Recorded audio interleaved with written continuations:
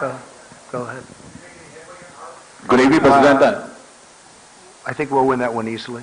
We're working on that. Yeah, we're working on that, Joe. Good evening, President. This It's is just not a Ross fair Rita. situation when one company is paying 100% in the case of numerous companies, not just Harley, but where they're paying tremendous. And actually tariffs were raised not too long ago. And we also did something. There was a form of rent control that was, if you put it in a different sense, it was given to India, and we terminated that. You know that.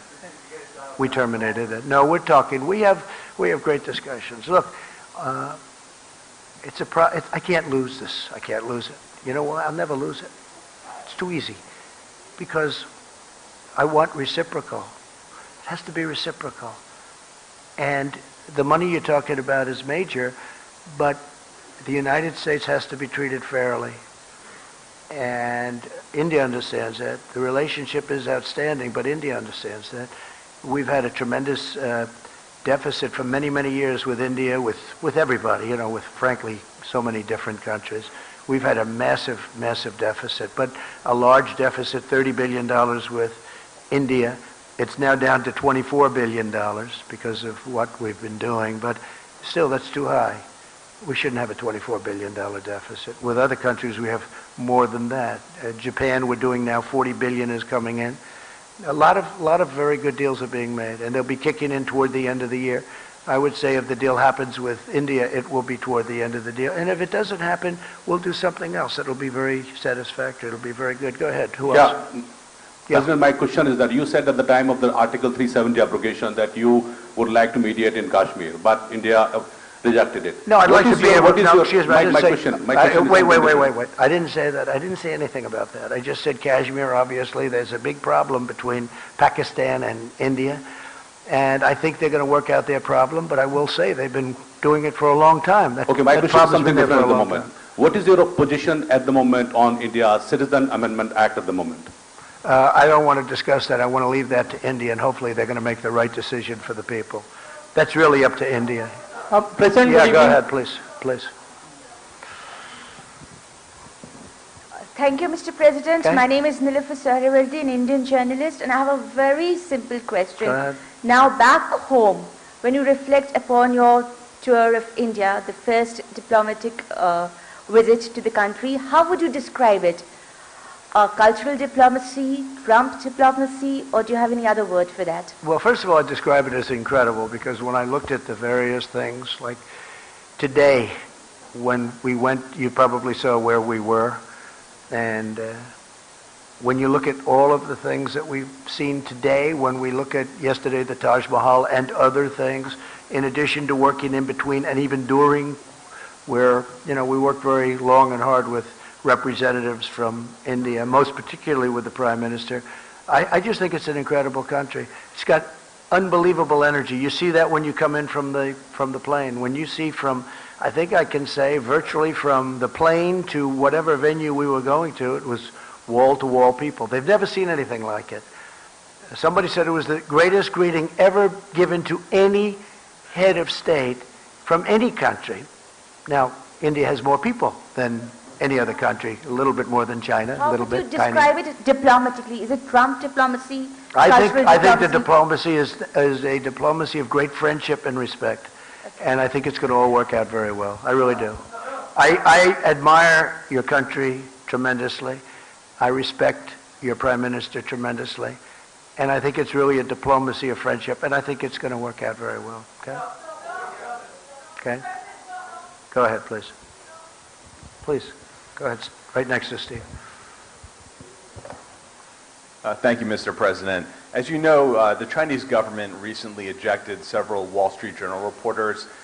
What is your administration considering to do in retaliation to that move? Are you considering banning or restricting the access Chinese journalists, for example, have to the United States? So I haven't really been given a full briefing on that. We're going to look at it. We will look at it. It's something that I don't like to see. I don't think it's fair, because we give very good access. Maybe some people would say we give too good. I don't believe in that. I think we give very good access, so I don't think it's fair. But we'll have a decision made on that relatively soon. Okay? Thank you. Good question. Please, go ahead. Go ahead. Go ahead. Venezuela. So will you allow Yeah. Indian companies to continue to buy Venezuelan oil from third parties, especially when you have Well, sanctions? you'll be seeing Rosneft? something on that in the not-too-distant future, yeah. So there could be more stringent sanctions against Venezuela? There could be very serious sanctions. Or against the Indian companies continuing Now, to what's buy the happening Venezuelan? in Venezuela is so sad. People are starving. Here's a case where a country was wealthy 15 years ago and very wealthy 20 years ago, very, very wealthy. The wealthiest in all of Latin, South America, the wealthiest, and by far, not even a contest. And when you look today, they don't have water, they don't have basic food, they have no medicine. It's incredible what's happened in Venezuela. No, we're watching Venezuela very closely. We don't like it. We don't like it. Not at all. Okay?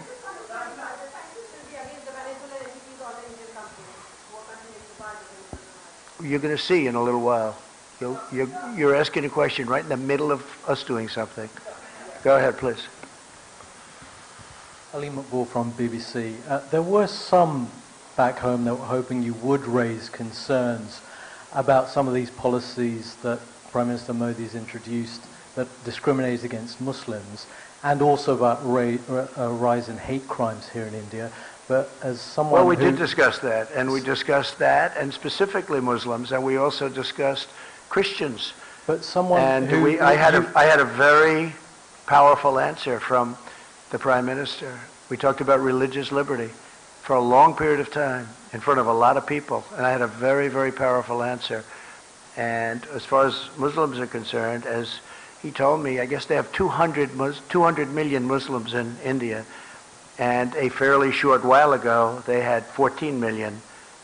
And he said that they're working very closely with the Muslim community. But so you yourself have been criticised for policies that have discriminated against Muslims, like the travel ban. There's also been a rise in hate crimes over the last couple of years in the US. So are you in a position to talk to him about those subjects? Yeah, I won the travel ban, as you probably know. A lot of people said I lost it. No, I won the travel ban, and we use the travel ban where we think there's, not based on religion, but where we think there's going to be trouble, where we're looking at certain countries. As you know, we added a few countries onto it. But we won the travel ban, and we won it in the Supreme Court. So the travel ban is not a thing against Muslims. It's a thing against areas where we don't want people coming into our country that are going to cause problems, cause harm, cause death, hurt our people. And I feel very strongly about that. Okay, please, go ahead. Thank you very much, Mr. Thank you. President. Thank you very much. Thank you. I'm Jing Yishan with Shanghai Media Group. I'd like to know, some people say that India could be to the U.S. in Asia during the 21st century what the UK was in Europe during the 20th century. How do you view it? Well, I think that India is going to be a tremendous player over the next, it's now, right? But over the next period of 50 years and 100 years, look, you're talking about the largest population in the world. You're talking about a tremendous country in terms of its heritage, its potential wealth, frankly. Right now, they have incredible potential. Economically, they have great potential. Their schooling system is getting better all the time. They're doing a fantastic job in certain sectors with respect to education. We see it in the United States. We see it. We have a lot of Indian students coming to our schools. They're great students, and they've done fantastically well at our schools. But we have, thousands and thousands of people coming from India coming to our colleges in particular, schools, but our colleges in particular. No, India's got a phenomenal future. I mean, you can rarely think of a place that has a better future than India, and highly respected, especially with leadership like Prime Minister, right? Modi. Yeah. Go ahead. Pick one. Go ahead. Sir, Ritu Panda from CNBC TV 18 India. American companies have been investing in India for a long, long time. Are you satisfied with the Indian investment regime, especially on issues like multi-brand retail and e-commerce, on which companies from US have a lot of interest in? So I'm very satisfied because they're investing tremendous amounts of money. I met Mr. Patel a little while ago. He's the largest steel person in the world by far. I don't think there's even a contest. And he's going to be building $1 billion plant in Alabama. We had the press, I left him in there, always a risky thing to do. But if you see let's say we answered 15 questions. They were talking about how much better it is to work in the United States now in terms of their investment. They have done a fantastic job. These are some of the biggest entrepreneurs in the world. I'm not even sure if the media really understood who they were. I knew many of them, certainly heard of all of them. The job they've done is incredible. But Mr. Patel, who's the biggest steel company, certainly the biggest steel individual, but I think he's the biggest steel company by a lot. He's investing billions of dollars in the United States, and he's only doing it because of what I've done to bring back the steel industry. The steel industry was dead, absolutely dead in the United States, and now it's a vibrant industry. It's incredible, and we need it. Again, we need it for defense. It's not just like certain industries that you don't need. We need it for defense. But he was glowing, and one of the reasons he's spending $1 billion in Alabama and more money in other places in the United States is because we brought it back. So we're very proud of that. So I think what we'll do is we're going to see some of you on the plane on the way back.